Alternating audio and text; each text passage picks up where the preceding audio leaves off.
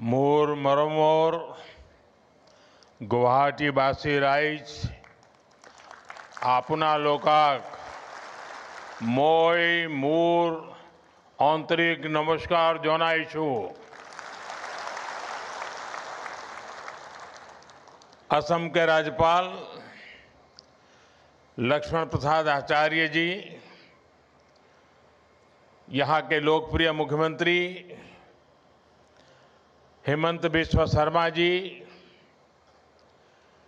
केंद्रीय मंत्रिमंडल में मेरे साथी सर्बानंद सोनोवाल जी,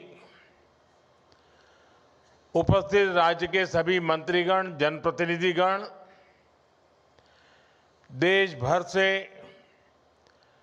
टेक्नोलॉजी के माध्यम से इस कार्यक्रम से जुड़े हमारे सभी अन्नदाता साथी, टी गार्डन में काम करने वाले मेरे भाई बहन, और मैं देख रहा हूं कि काफी सीनियर हमारे सभी मुख्यमंत्री जी भी आज हमारे साथ इस कार्यक्रम में देश के कोने कोने में से जुड़े हुए हैं। मेरा सबको नमस्कार। भाइयों बहनों, आज मुझे नवरात्रि के पहले मां कामाख्या की इस पावन भूमि पर आप सभी के दर्शन करने का सौभाग्य मिला है।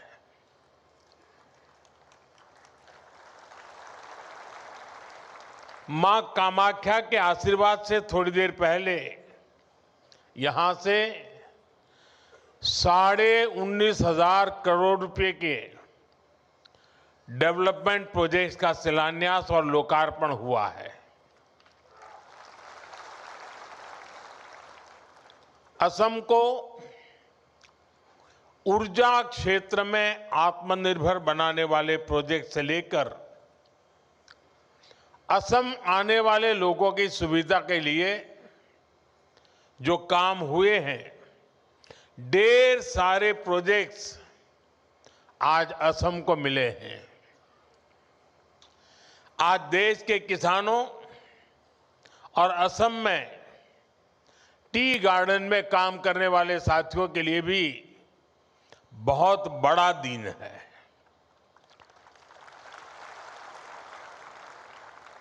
कुछ क्षण पहले पूरे देश में पीएम किसान सम्मान निधि के तहत 18,000 करोड़ रुपए से अधिक की राशि हमारे करोड़ों अन्नदाताओं के खातों में भेजी गई है। इसके अलावा असम के चाय बागानों से जुड़े अनेक परिवारों को आज भूमि के पट्टे भी दिए गए हैं। मैं असम के लोगों को, यहां के सभी परिवारों को और देश भर के किसानों को बहुत बहुत बधाई देता हूं। साथियों, आज देश भर से किसान साथी मां कामाख्या की इस धरती से जुड़े हैं। थोड़ी देर पहले करोड़ों किसानों के खाते में पीएम किसान निधि जमा होने के मैसेज हर एक के मोबाइल में पहुंच चुके हैं। ये योजना वाकई अद्भुत है। एक क्लिक से करोड़ों किसानों के बैंक खाते में सीधे पैसा जमा होता है। दुनिया के विकसित देशों में भी ऐसा संभव नहीं है। और मुझे विदेश के मेहमान जब मिलते हैं और इस विषय में इतने सवाल पूछते हैं, जानकारी के लिए इतने उत्सुक रहते हैं, ये सब कैसे संभव हो रहा है। दुनिया के बड़े बड़े देश के बड़े बड़े नेताओं को भी ये बहुत अजूबा लगता है। और ये मेरे वही किसान भाई बहन हैं जिनमें से अधिकांश के पास 2014 से पहले न मोबाइल फोन था और न ही बैंक में उनका कोई खाता था। आज ऐसे करोड़ों किसानों के खाते में अब तक 4.25 लाख करोड़ रुपए से अधिक पैसे जमा हो चुका है। इसमें असम के भी करीब 19 लाख किसान हैं जिनको अभी तक लगभग 8,000 करोड़ रुपए मिल चुके हैं। साथियों, मुझे याद है जब पीएम किसान सम्मान निधि योजना शुरू हुई तो अफवाहें फैलाने में, झूठ बोलने में माहिर कांग्रेस वाले कहते थे कि इस योजना का पैसा आज भले मोदी देता है लेकिन चुनाव के बाद वापस करना पड़ेगा। ये झूठ बोलने में ऐसे एक्सपर्ट है। लेकिन आज सम्मान निधि की ये योजना देश के छोटे किसानों के लिए सामाजिक सुरक्षा का एक माध्यम बन गई है। साथियों, बीजेपी एनडीए सरकार के लिए किसान हित से बड़ा और कुछ नहीं। जब किसानों को पैसे देने की बात आती थी, कांग्रेस वालों की सांस अटक जाती थी। मैं आपको एक और उदाहरण देता हूं। 2014 से पहले केंद्र में 10 साल तक कांग्रेस की सरकार थी। कांग्रेस सरकार के 10 साल में किसानों को एमएसपी के रूप में 6.5 लाख करोड़ रुपए मिले थे। 10 साल में 6.5 लाख करोड़, जबकि हमारी सरकार के 10 साल में किसानों को एमएसपी के रूप में 20 लाख करोड़ रुपए अधिक मिल चुके हैं। साथियों, बीते 11 वर्षों में देश के किसान के इर्द गिर्द बीजेपी एनडीए सरकार ने एक मजबूत सुरक्षा कवच बना है। एमएसपी हो, सस्ता ऋण हो, फसल बीमा हो, पीएम किसान सम्मान निधि हो, ये योजनाएं किसानों का बहुत बड़ा संबल बनी है। इतना ही नहीं, हमने इस बात का ध्यान रखा है कि अंतर्राष्ट्रीय स्तर पर संकट का असर खेती किसानी पर न पड़े। अब जैसे कोरोना और उसके बाद जो युद्ध हुए हैं, उसके कारण अंतर्राष्ट्रीय बाजार में खाद की कीमतें कई गुना बढ़ गई थी। विदेशी बाजारों में खाद मिलनी भी मुश्किल हो गई थी। लेकिन केंद्र सरकार ने इस संकट को रोकने के लिए भरपूर कोशिश की। यूरिया की जो बोरी अंतर्राष्ट्रीय बाजार में 3,000 रुपये में मिलती है, वही बोरी हमारी सरकार ने अपने किसानों को सिर्फ 300 रुपये में दी है।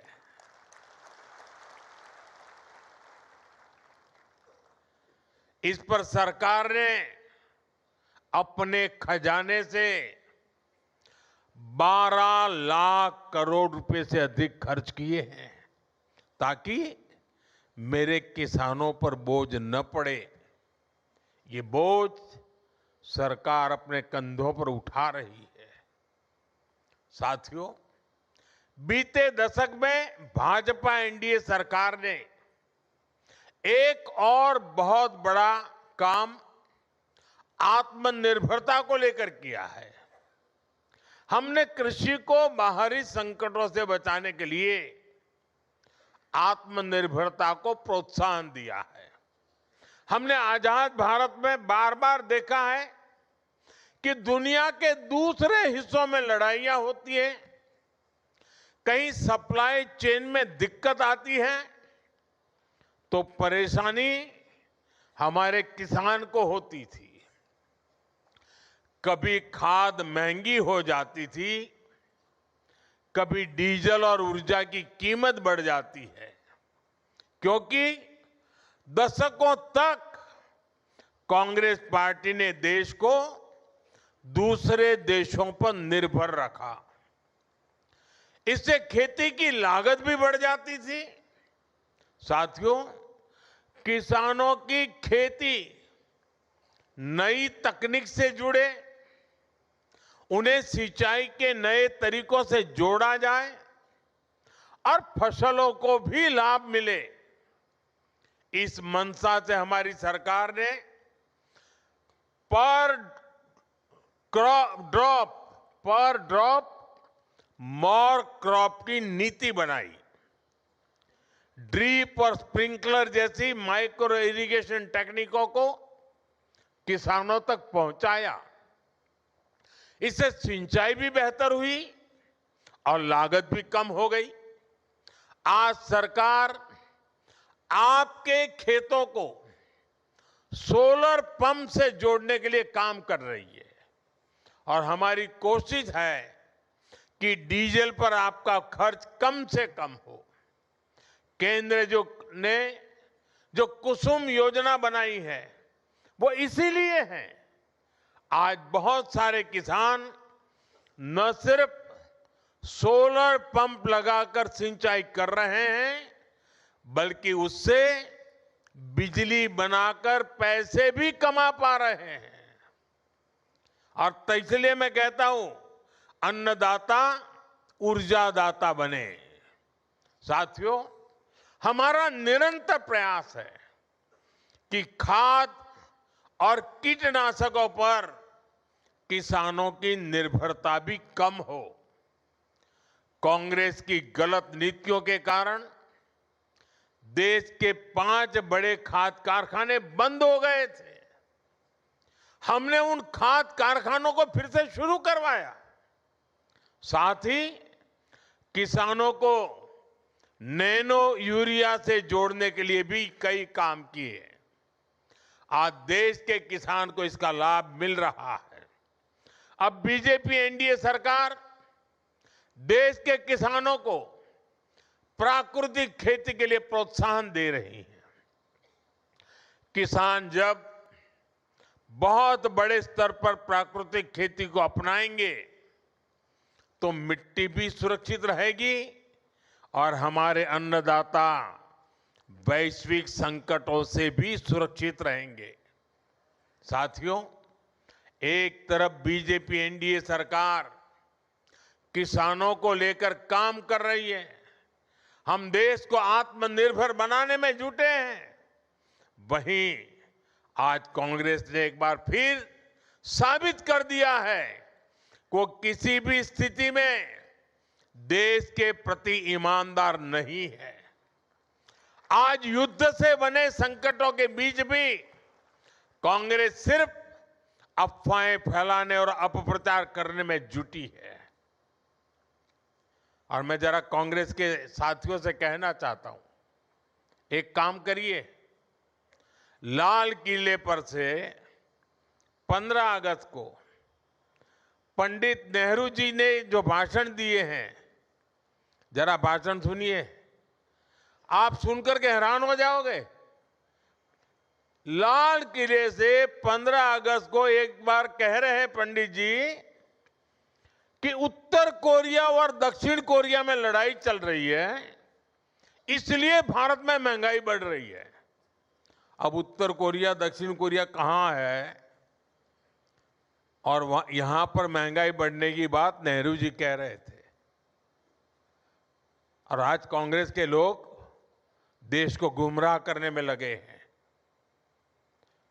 वैश्विक संकटों का प्रभाव क्या होता है, यह दुनिया देख रही है। साथियों, बीजेपी एनडीए की सरकार ने हमारी रिफाइनरीज के विकास के लिए, रिफाइनिंग कैपेसिटी के विस्तार के लिए काम किया है। आज भारत दुनिया का वो देश है जो अपनी ही नहीं बल्कि विश्व की ऊर्जा जरूरतों का भी ध्यान रख सकता है। यहां असम में जो हमारी रिफाइनरीज है, उनको भी बीते वर्षों में एक्सपांड किया गया है। असम सहित पूरे नॉर्थ ईस्ट में गैस पाइपलाइन इंफ्रास्ट्रक्चर पर अभूतपूर्व निवेश किया जा रहा है। नुमालीगढ़ सिलीगुड़ी पाइपलाइन के अपग्रेडेशन का काम भी पूरा हो चुका है और असम के गोलाघाट में दुनिया का पहला second generation bio ethanol plant भी स्थापित किया गया है। इन सारे प्रोजेक्ट्स का बहुत बड़ा फायदा इस पूरे क्षेत्र को होगा। साथियों, रेलवे की विदेशों पर निर्भरता कम हो, हमें विदेशों से कम तेल मंगाना पड़े, इसके लिए एक दशक में बहुत बड़ा काम हुआ है। पिछले 10 साल में आज देश का करीब करीब पूरा रेल नेटवर्क इलेक्ट्रिक रूट से जुड़ चुका है और जल्द ही हम 100% 100% इलेक्ट्रिफिकेशन का लक्ष्य भी पूरा कर रहे हैं। इस इलेक्ट्रिफिकेशन के कारण देश में करीब करीब 250 करोड़ लीटर डीजल की बचत हो रही है। असम में भी रेलवे नेटवर्क का तेजी से बिजलीकरण हो रहा है।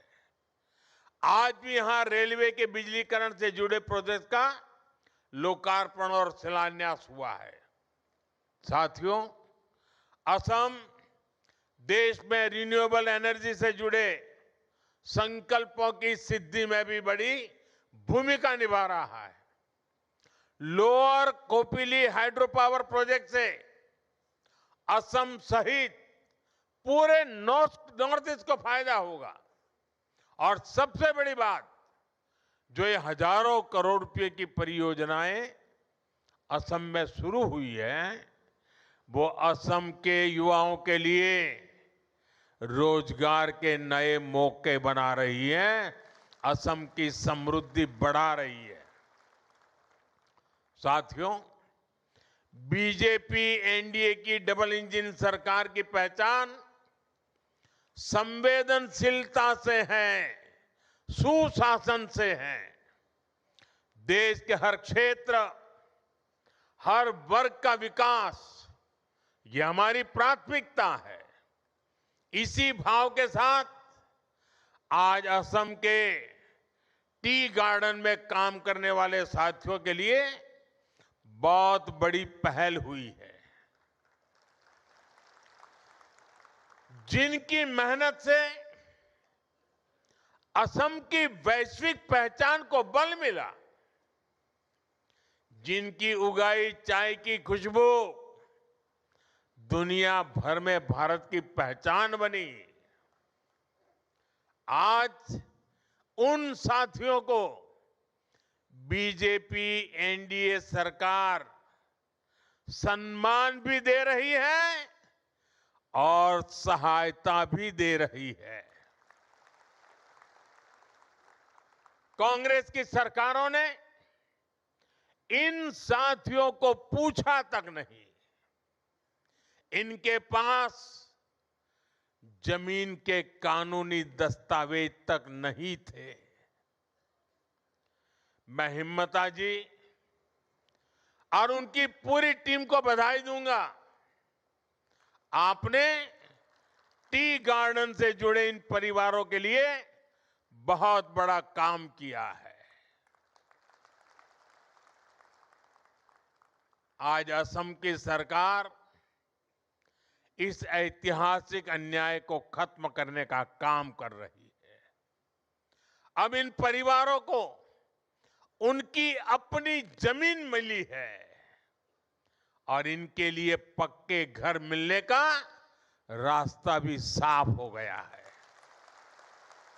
इससे टी गार्डन में रहने वाली बहनों को विशेष रूप से बहुत फायदा होगा।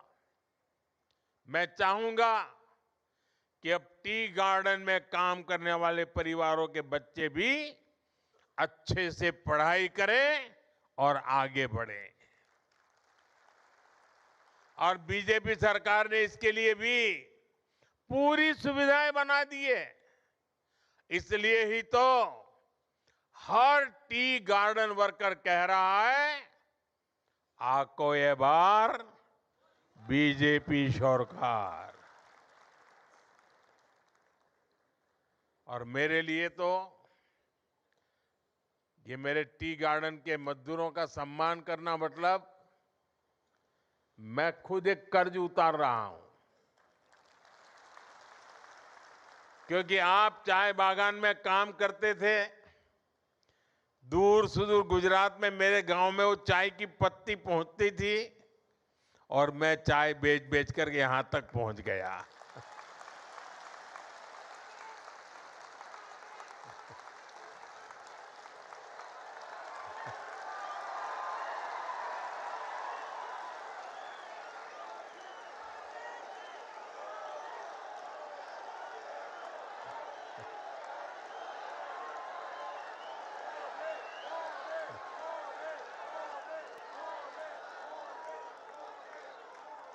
अब मुझे बताइए, ये टी गार्डन वालों के आशीर्वाद नहीं होते तो मैं यहां पहुंचता क्या? ये टी गार्डन वालों की टी मेरे यहां पहुंची और मैं आज आपके बीच पहुंचा। और देखिए मां कामाख्या की कैसी कृपा है कि मुझे आज मेरे टी गार्डन के भाइयों का कर्ज उतारने का मौका मां कामाख्या देवी ने मुझे दिया।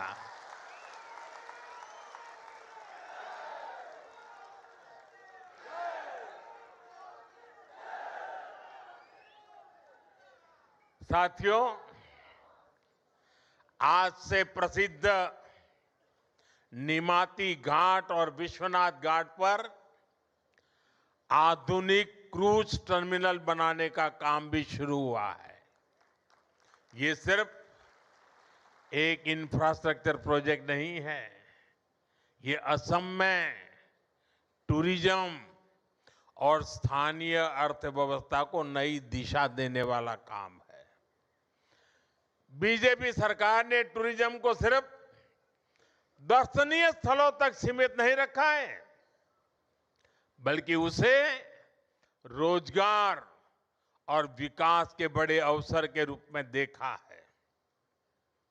इसी सोच के साथ ब्रह्मपुत्र नदी में भी वाटर टूरिज्म की संभावनाएं बढ़ाई जा रही हैं।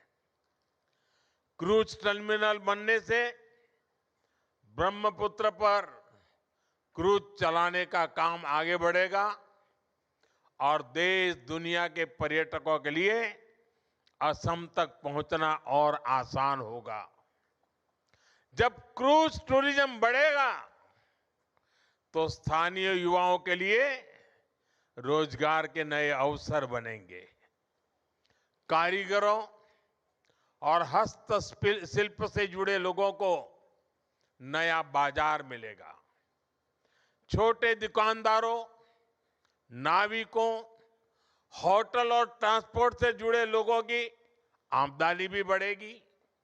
यानी असम में टूरिज्म अब सिर्फ घूमने फिरने तक सीमित नहीं है, यह स्थानीय विकास और जन समृद्धि का एक नया इंजन बन रहा है। साथियों, असम आज हमारे नॉर्थ ईस्ट यानी अष्टलक्ष्मी के नए भविष्य का एक मॉडल बन रहा है। यहां की प्रगति पूरे नॉर्थ ईस्ट को नई गति दे रही है। असम में जो बदलाव बीते एक दशक में बीजेपी एनडीए सरकार ने किया है, उसका प्रभाव पड़ोस में पश्चिम बंगाल में भी दिख रहा है। वहां भी लोग बीजेपी एनडीए का ऐसा ही सुशासन चाहते हैं।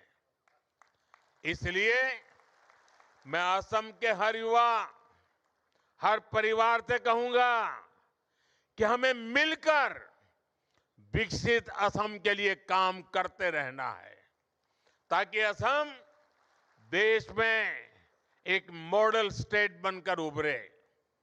इसी आग्रह के साथ मैं जब ये सभी मुख्यमंत्री महोदय इस समारोह में हमारे साथ जुड़े हुए हैं, तो मैं उनसे एक आग्रह करना चाहता हूं। यहां जो पीएम एकता मॉल का उद्घाटन हुआ है, आप अपने राज्य की चीजें भी यहां बेचने की व्यवस्था कीजिए।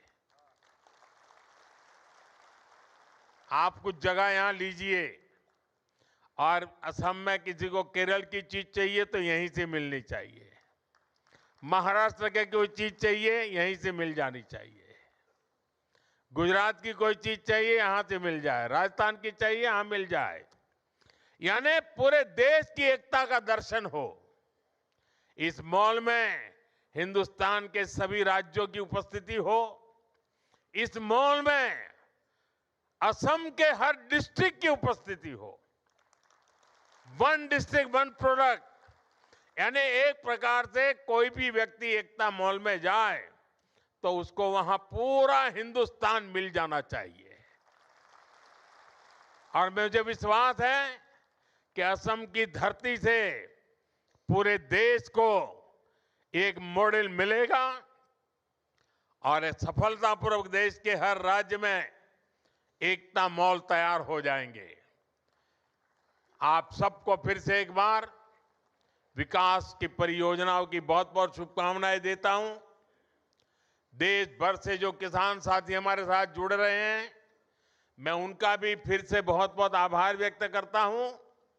और मैं मां कामाख्या से प्रार्थना करता हूं कि कुछ ही दिनों के बाद जब नवरात्रि का प्रारंभ हो रहा है, मां कामाख्या की कृपा सभी देशवासियों पर बनी रहे और हम सारे संकटों को पार करते हुए नए विश्वास, नए सामर्थ्य के साथ आगे बढ़े।